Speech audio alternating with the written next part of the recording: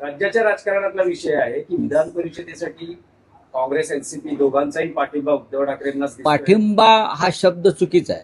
आग्रह आहे. माननीय उद्धव ठाकरे यांनी काय स्वतःची उमेदवारी जाहीर केलेली नाही.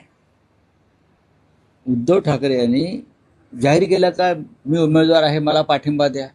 पण राऊत साहेब, पण काँग्रेस एनसीपीचं म्हणणं आहे की उद्धव ठाकरे उमेदवार असतील तर ही निवडणूक बिनविरोध होईल, कारण ते एकमेव व्यक्ती आहेत महाविकास आघाडीत जे सध्या या जागेसाठी अत्यंत योग्य आहे. हा, हे बरोबर आहे. काल काँग्रेसचे अध्यक्ष हर्षवर्धन सकपाळजी मातोश्रीवर आले. त्यांनी उद्धवजींशी सविस्तर चर्चा केली.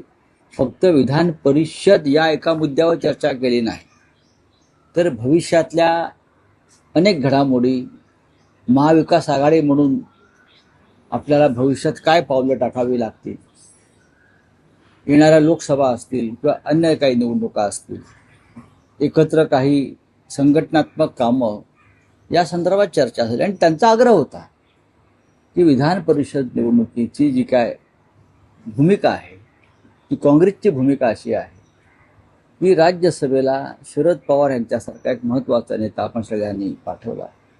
विधान परिषदेच्या एका जागेसाठी उद्धव ठाकरे साहेबांनी जावं ही आमची भूमिका आहे.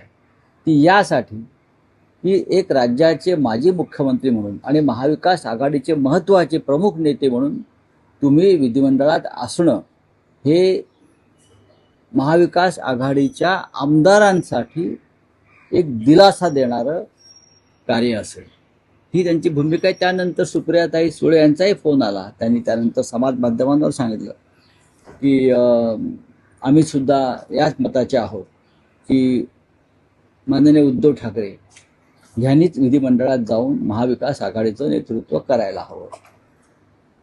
प्रदेश राष्ट्रवादी काँग्रेसचे अध्यक्ष शशिकांत शिंदे यांचा दूरध्वनी आला की आम्ही आमचं डेलिगेशन घेऊन उद्धव ठाकरेंना भेटायला येत आहोत की आपणच विधिमंडळात जायला हवं.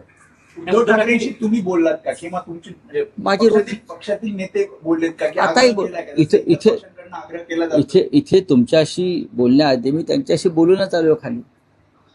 असं आहे की आता पण हाच आग्रह आहे की उद्धव ठाकरेंनीच उमेदवार राहावं किंवा परत विधान परिषदेत मुद्दा असा आहे की अजून एक 6 ते 7 दिवस आहेत उमेदवारी अर्ज भरण्यासाठी. शेवटची तारीख आहे 30 एप्रिल.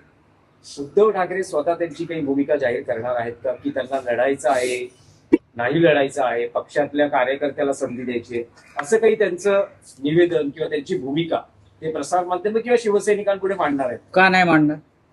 कधी मांडणार? तुम्हाला कधी मांडावं पाहिजे? मला तारीख द्या. आता मांडली तरी काही बरं का? तुम्हाला कधी मांडायचे हे सगळं तुमच्यावरती अवलंबून असतं ना. आत्ताच मांडा, उद्याच मांडा, या येतात 10 मिनिटात मांडा, असं एक जी भूमिका आहे मीडियाची, त्यानुसार आता राजकारण्यांना काम करावं लागतं असं दिसतंय मला. हे बघा, की उद्धव ठाकरे साहेबांना आम्ही सगळ्यांनी विनंती केलेली आहे. महाविकास आघाडीच्या प्रमुख घटक पक्षांनी नेत्यांनी विनंती केलेली आहे की तुम्ही विधिमंडळात जाणं आणि महाविकास आघाडीचं नेतृत्व करणं का गरजेचं आहे हे आम्ही त्यांचं मन वळवण्याचा प्रयत्न केलेला आहे. आता त्यांना त्यांचा निर्णय घेण्याची मुभा आहे.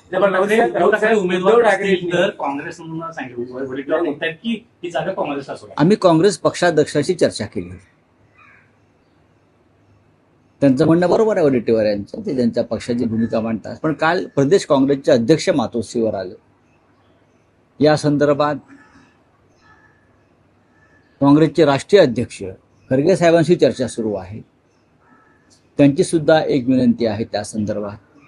त्याच्यामुळे जिथे बोलायचं आहे तिथे आम्ही बोलतो आहोत. त्यांचे पण उमेदवार काही काँग्रेसचे इच्छुक आहेत, नावं समोर आली काँग्रेसच्या उमेदवार. बघा, इच्छुक का असू नये, राजकारणामध्ये राजकीय कार्यकर्त्यांनी इच्छा व्यक्त करणं हा काय गुन्हा आहे का? नाही ना. जर बारामती पोटनिवडणुकीमध्ये अपक्ष लढतात आणि निवडणूक होते तर हे तर विधान परिषद आहे. विधान परिषद तुम्ही घेतली तर पुढची राज्यसभा ही आम्हाला असावी असं वडेट्टीवारांनी काल ट्विट केलं. आम्ही या संदर्भात राहुल गांधी, खरगे साहेब, सोनिया गांधी यांच्याशी उद्धव ठाकरे साहेबांचा उत्तम संवाद आहे. आणि त्यामुळेच काल प्रदेश काँग्रेसचे अध्यक्ष हर्षवर्धन सकपाळ साहेब हे या विषयावर चर्चा करण्यासाठी माननीय उद्धव ठाकरे साहेबांकडे आले सुप्रियाताई सुळे ज्या राष्ट्रवादी काँग्रेसच्या कार्याध्यक्ष आहेत, त्याने एक भूमिका मांडलेली आहे आणि त्या भूमिका अत्यंत महत्त्वाच्या आहेत.